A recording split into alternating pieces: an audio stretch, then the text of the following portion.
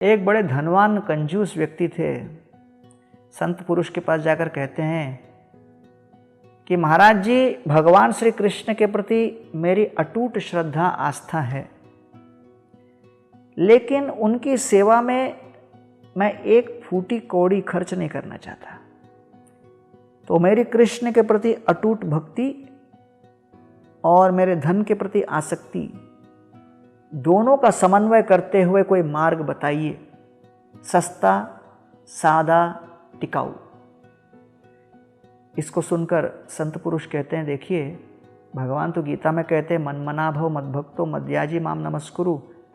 भगवान का भजन करने के लिए पदार्थ की आवश्यकता नहीं, मानसिक रवैये की आवश्यकता है। आप कृष्ण का चिंतन करो, चिंतन में आप जैसे सेवा करना चाहते हो सेवा करो, कोई खर्चा भी नहीं होगा, भगवान भी खुश। उस दिन से मानसिक सेवा आरंभ किए। मन में ही आंखें बंद करके भगवान के लिए सोना, चांदी, हीरा, मोती के कितने गहने बनाते थे।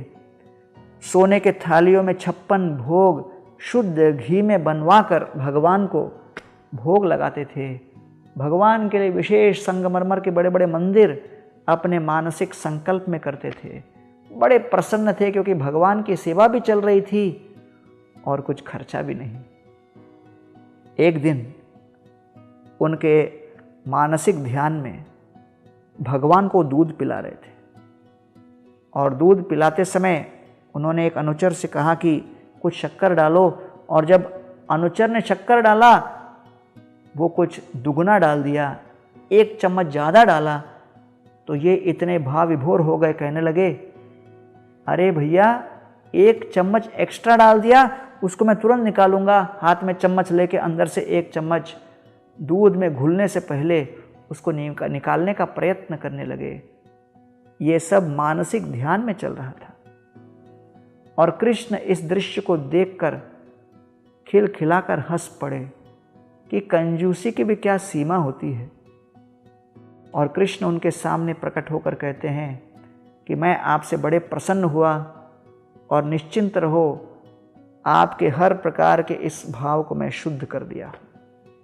अपि चेत सुदुराचारो भजते माम अनन्य भाग साधुरेव स मंतव्य सम्यक व्यवसितो ही सह। भगवान कहते हैं कि मन में कोई विपरीत भाव हो भी भजन करते रहो। जैसे ही भजन करेंगे शनै शनै हमारे हृदय के सारे दुर्विकार नष्ट होंगे, हृदय शुद्ध होगा और भगवत भक्ति हृदय में अवश्य ही प्रज्वलित होगी। ये भगवत भक्ति की शक्ति है। हृदय का शुद्धिकरण गारंटीड है।